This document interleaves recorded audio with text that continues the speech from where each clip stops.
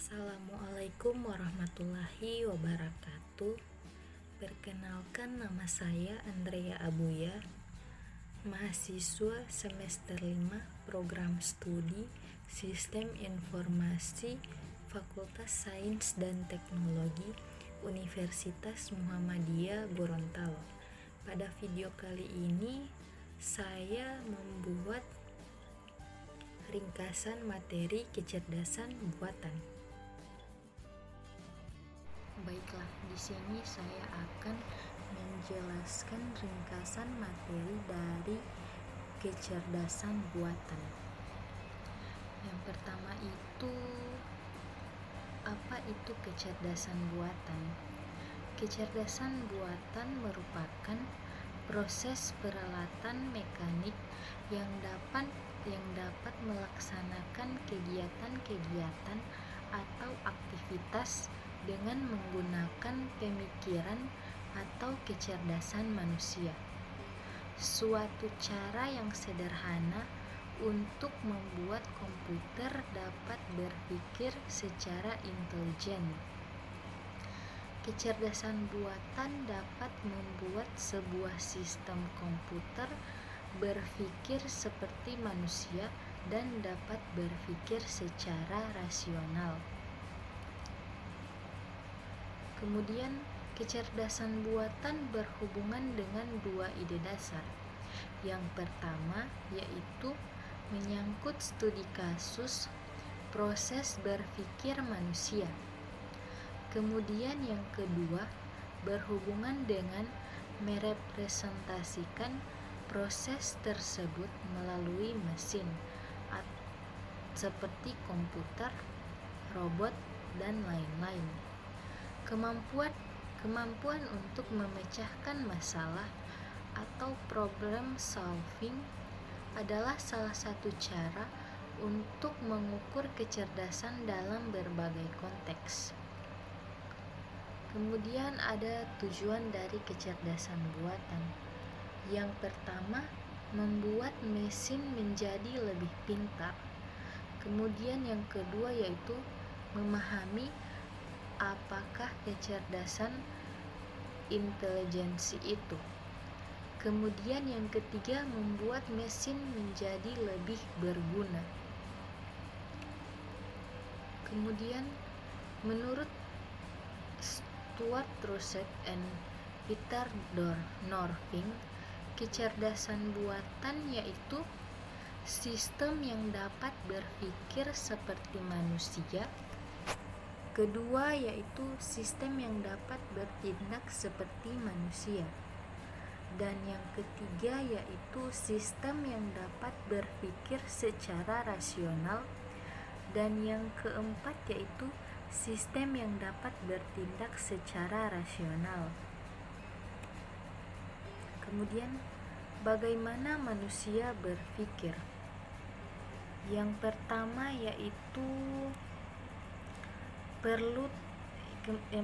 yaitu melalui introspeksi diri. Kemudian yang kedua yaitu perlu teori ilmiah mengenai proses internal mekanisme otak. Kemudian yang ketiga, eksperimentasi psikologi. Dan yang keempat, identifikasi data neurologi. Nah, sampai sekarang belum ada teori yang bisa menjelaskan kecerdasan manusia secara umum. Kemudian, apa itu konsep agent?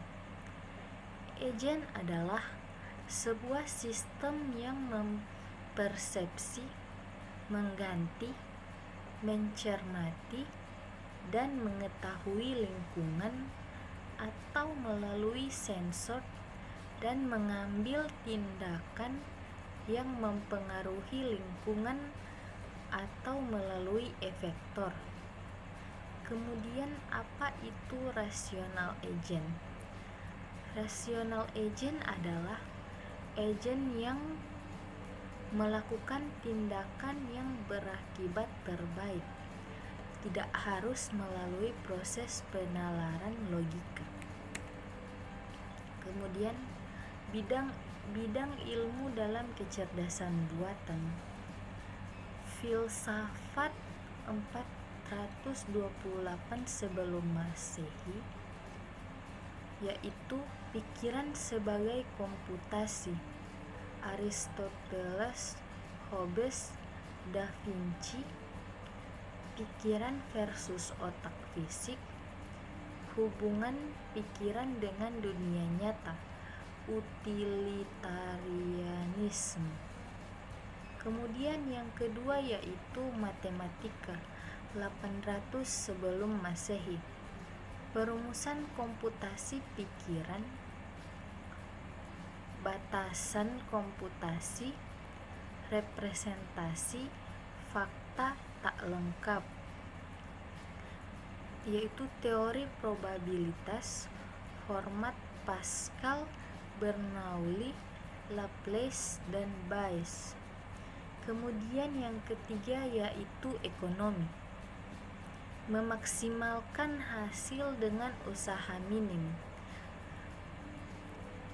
Rasional, Adam Smith, berstrategi menghadapi lawan, game teori, Van Neumann, Morgenstern.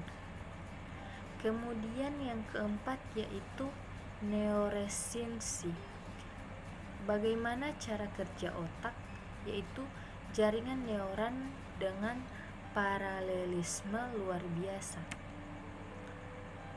Kemudian psikologi, bagaimana manusia dan hewan berpikir dan bertindak. Behaviorism, cognitive science, kemudian rekayasa komputer, bagaimana membangun komputer lebih cepat dan efisien. Kemudian yaitu teori kendali, otonomi, self-regulating feedback, optimal control. Kemudian yaitu ilmu bahasa, hubungan bahasa dengan pikiran, bahasa dengan pengetahuan, dan computational linguistik.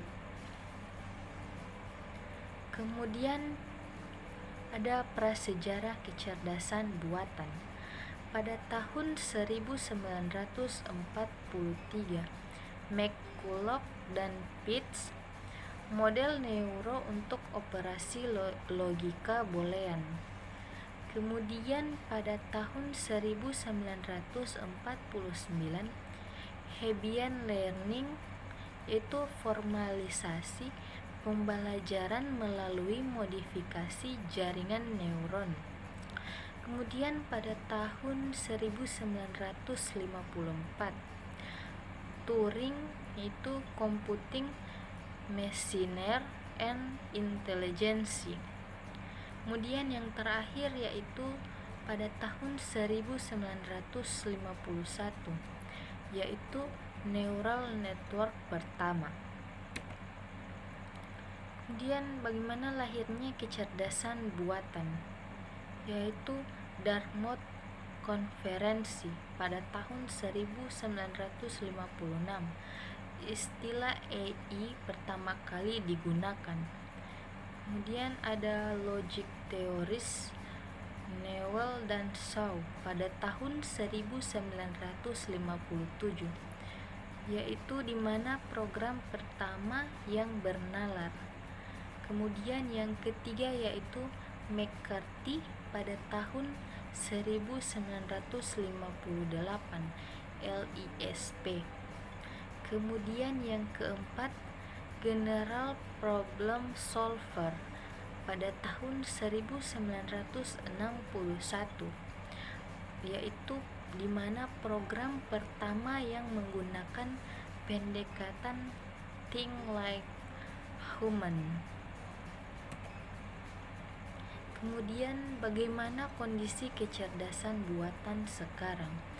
The Return of Neural Network, Hinton, Rumelhart, Mitchell. Kemudian yang kedua, AI menjadi sinsei, kerangka ilmiah, dasar teori, dan uji coba eksperimentasi. Kemudian yang ketiga yaitu pendekatan statistik, membawa hasil konkret yaitu data mining, informasi retrieval, serba fusi. Kemudian yang keempat, jargon yang lagi populer yaitu intelligent agents, ambient intelligence, dan alive, dan lain-lain. Kemudian cabang AI, kecerdasan buatan. Yang pertama itu pencarian. Program AI seringkali harus mengevaluasi kemungkinan yang jumlahnya banyak. Misalnya, langkah dalam permainan catur atau penyimpulan dari program untuk membuktikan suatu teori. Kemudian yang kedua yaitu ada pengenalan pola, dan yang ketiga yaitu representasi. Bagaimana mempresentasikan dan menuliskan fakta-fakta yang ada ke dalam simbol-simbol atau bahasa logika matematika. Kemudian yang kelima yaitu inferensi, dan yang kelima yaitu pengetahuan dan penalaran yang masuk akal atau common sense knowledge and reasoning. Kemudian di sini ada bidang aplikasi AI. Yang pertama yaitu sistem pakar expert system, program konsultasi yang mencoba menirukan proses penalaran seorang pakar atau ahli dalam memecahkan masalah yang rumit. Kemudian yang kedua yaitu merupakan aplikasi AI yang paling banyak. Kemudian yang kedua yaitu pemrosesan bahasa alami, yaitu memberikan kemampuan pengguna komputer untuk berkomunikasi dengan komputer dalam bahasa mereka sendiri. Kemudian yang ketiga yaitu pemahaman ucapan atau suara, teknik agar komputer dapat mengenali dan memahami bahasa ucapan. Prosesnya adalah usaha untuk menerjemahkan apa yang diucapkan seorang manusia menjadi kata-kata, kalimat yang dapat dimengerti oleh komputer. Kemudian yang keempat yaitu sistem sensor dan robotika. Sistem sensor seperti sistem visi, pencitraan, atau sistem pengolahan sinyal merupakan bagian dari robotika. Kemudian bidang aplikasi AI. Yang pertama yaitu komputer visi. Komputer visi terdiri atas dua. Yang pertama yaitu kombinasi dari pencitraan, pengolahan pencitraan, pengenalan pola, serta proses pengambilan keputusan. Kemudian yaitu yang kedua yaitu banyak digunakan untuk kendali kualitas produk industri. Dan yang kedua yaitu intelligent computer aided industry. Komputer yang mengajari yaitu komputer yang mengajari manusia, dan sistem ini mendukung pembelajaran bagi orang yang mempunyai kekurangan fisik atau kelemahan belajar. Nah, ini terdapat ringkasan materi. Yang pertama yaitu konsep AI bervariasi pada dimensi penalaraan versus perilaku dan human versus ideal. Kemudian yang kedua yaitu ilmu AI dilandasi berbagai macam bidang, yaitu filsafat, ada filsafat, kemudian matematika, dan ada juga ekonomi, psikologi, rekayasa komputer, teori kendali, dan ilmu bahasa. Kemudian yang ketiga yaitu sejarah AI, berkembang dari 40-an hingga kini menjadi ilmu dengan berbagai subbidang dan industri dengan banyak aplikasi. Nah, di sini terdapat portofolio. Secara singkat, tokoh utama di film The Imitation Game, tokoh utama tersebut adalah Alan Turing. Ini adalah Alan Turing. Alan Turing memiliki nama lengkap Alan Matheson Turing. Pria kelahiran London pada 23 Juni 1912 di Maida Vale. Merupakan seorang yang pandai matematika, kriptanalis, serta ilmuwan komputer dan kecerdasan buatan. Kejeniusan Alan Turing saat umurnya 16 tahun. Walaupun berumur masih remaja, Alan sudah dapat menjabarkan hukum Newton secara mendetail dalam bentuk dokumentasi. Tertariknya Alan Turing terhadap sains dan matematika membuat dia kuliah di Cambridge University di jurusan matematika. Nah, di sini ada machine learning. Apa itu machine learning? Yaitu artificial intelligence atau kecerdasan buatan.